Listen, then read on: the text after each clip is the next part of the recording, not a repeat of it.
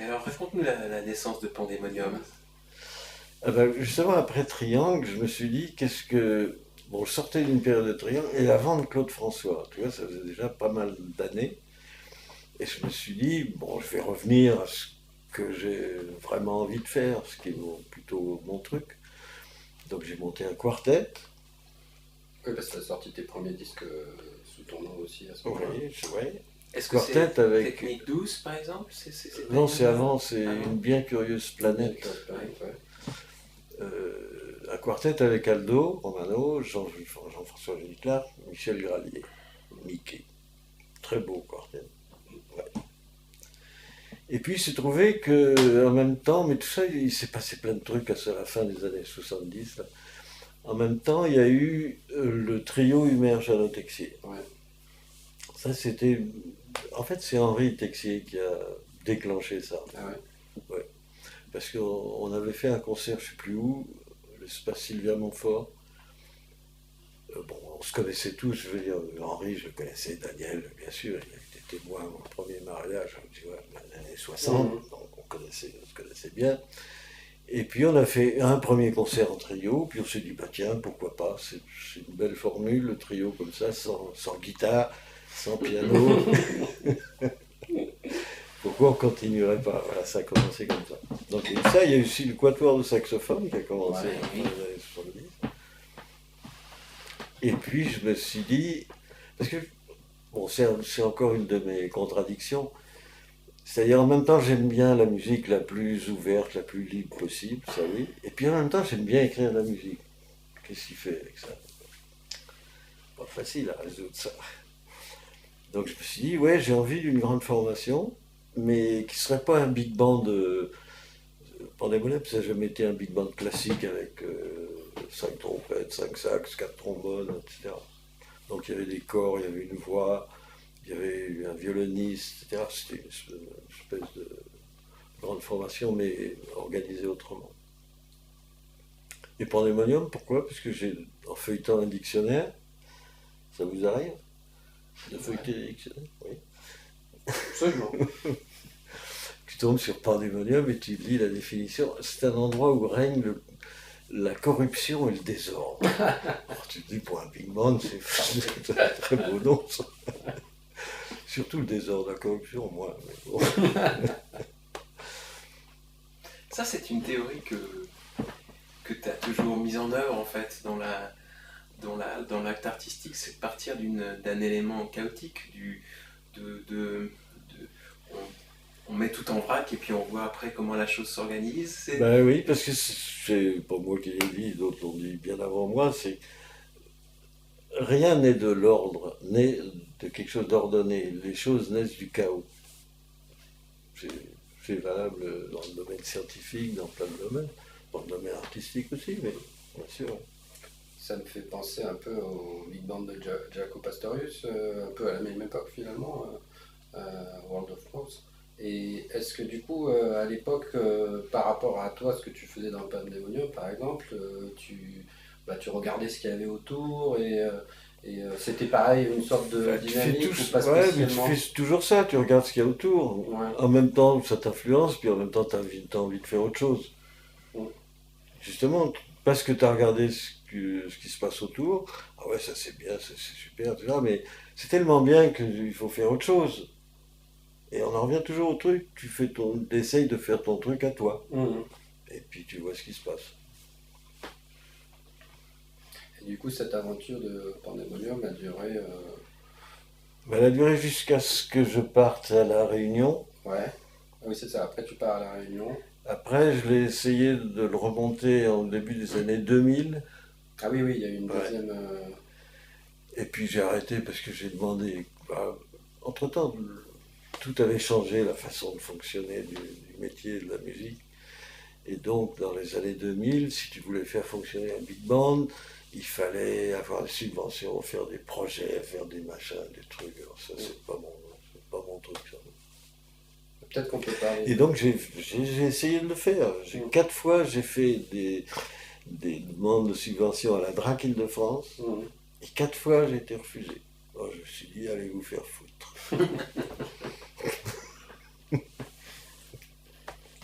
coup, tu parlais de la Réunion, c'est cette aventure, comment est... Mais c'est par hasard C'est tout ça. déclenché. C'est par hasard. Il va nous falloir parler d'Henri Fourès. À deux reprises, pour le CNSM et pour la Réunion. Ouais. Donc je connaissais Henri Fourès en tant que musicien et puis en tant qu'inspecteur de la musique. Ouais. Et un jour, je suis convoqué à la direction de la musique de Saint-Dominique à l'époque, Mhm. le matin à 9h. Bon, j'ai choix, j'avais plein de gens que je ne connaissais pas, c'est des musiciens plutôt classiques, etc. Bon, je ne connaissais personne là-dedans.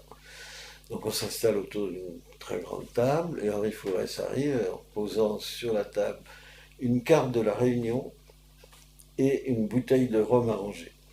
Et il nous dit, la Réunion, c'est ça. La carte et le rhum. Et il nous a expliqué qu'il était question de monter un conservatoire à la Réunion, etc. Et que voilà, c'est ce que ça nous intéressait de faire partie de l'aventure. Et là, qu'est-ce que tu dis? Tu dis oui. Ben oui. Et tu es resté 4 ans. 4 ans, ouais, c'est ça. Ouais. Et au-delà de, bien sûr, l'aventure pédagogique, ça t'a ouvert aussi musicalement à des nouvelles, Ben, la musique réunionnaise, entre autres. par exemple. Oui. Et ça t'a influencé. Ah oui, ah oui. Oui, oui. Parce que bon, il y a deux musiques réunionnaises, si on veut. Il y a le Sega et le Maloya. Le Sega, c'est plutôt la descendance des musiques de danse du XVIIIe siècle, etc., revue et corrigée à la réunionnaise. Tandis que le Maloya, c'est un truc plus roots qui vient plutôt de l'Afrique Mhm. et des esclaves qui étaient à la Réunion. Et ça a beaucoup de rapport avec le jazz. Ouais. Beaucoup. C'est-à-dire c'est facile pour un musicien de jazz de jouer avec des musiciens réunionnais. D'accord. À part que tu sais jamais où est le premier temps, mais ça, bon. Parce qu'ils ont une façon de faire tourner les trucs, tu crois que le premier temps est là, mais non, il est là. Et donc j'ai fait un disque, Maloya Transit, que vous connaissez tous. Ouais, non qui est un beau disque. C'est un très beau disque. Et on a pas mal tourné avec Pandemonium, plus le trio tambour, ces musiciens réunionnais. Mhm. Et puis soit avec le quartet et eux, etc., on a fait pas mal de trucs. Puis ça se retrouve aussi dans tes compositions. Je pense avec Humer et Texier, vous avez fait un travail sur les musiques africaines aussi. Oui, oui, bah, Kagera, ça ressemble à ça Par un peu, exemple, oui, ouais, voilà. bien sûr. Oui, Mhm. ça vient un peu de ça aussi, oui. Mhm. Ouais. Mais le Maloya, quand c'est vraiment vrai, c'est impressionnant, hein. Mhm. Ouais. Puis ce qui me plaisait aussi là-dedans, c'est que c'est un truc engagé, il n'y a pas que la musique, il y a les textes. Et ça a toujours été un truc un peu underground qui a été longtemps interdit, même le Maloya à la Réunion.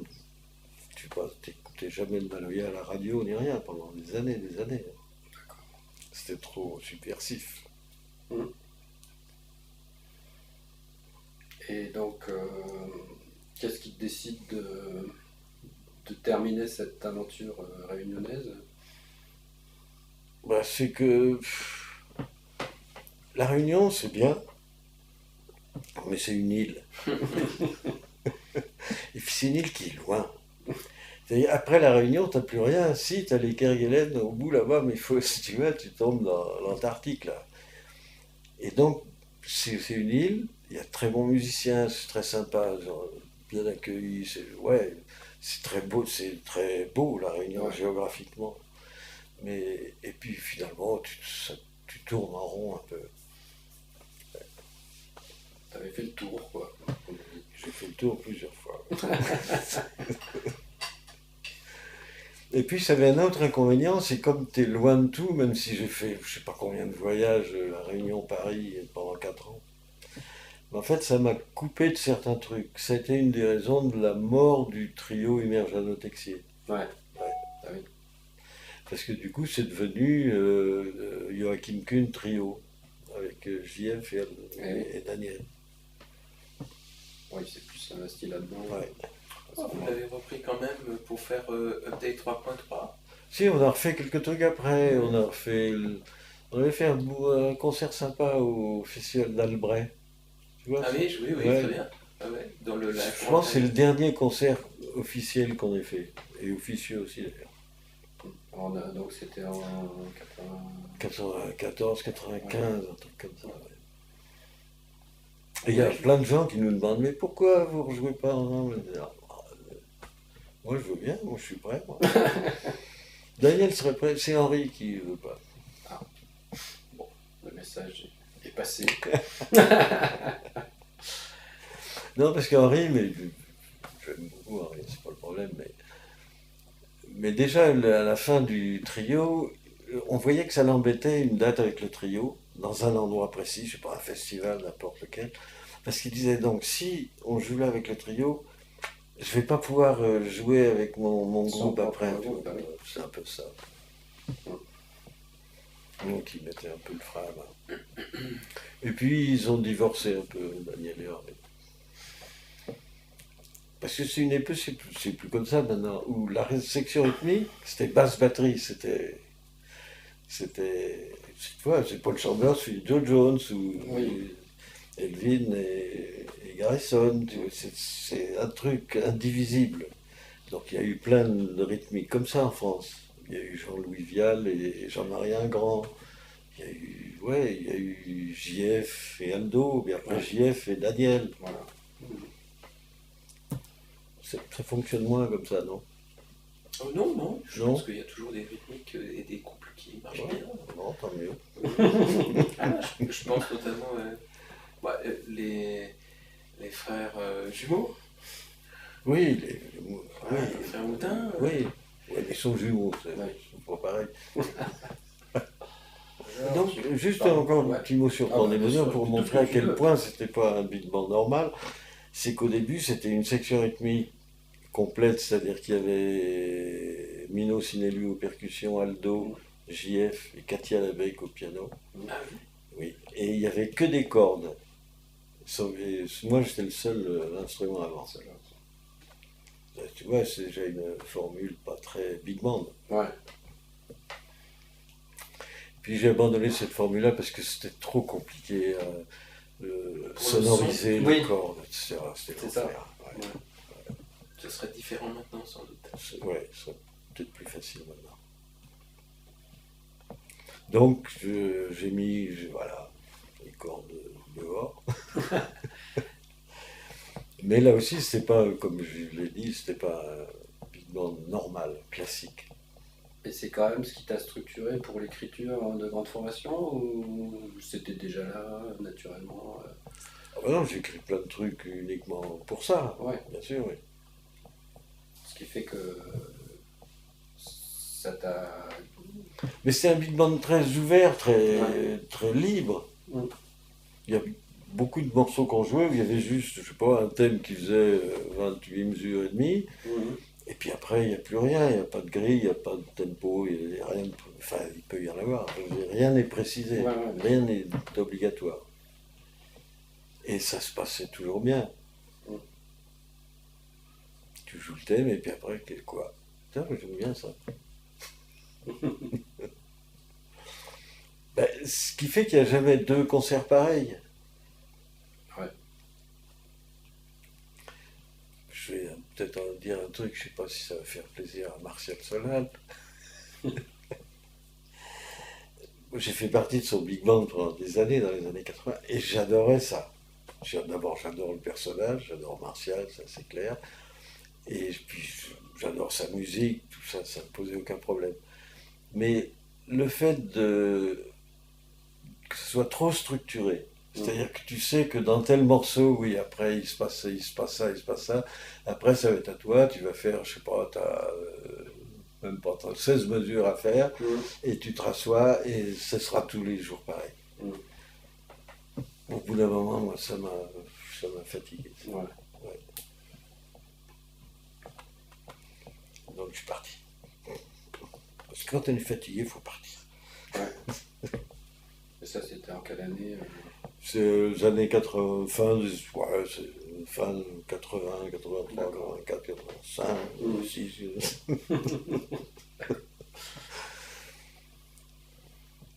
Ouais, j'aime. Je trouve que ça fait partie de cette musique, ça, le fait que tu montes sur scène et tu ne sais pas forcément tout ce qui va se passer.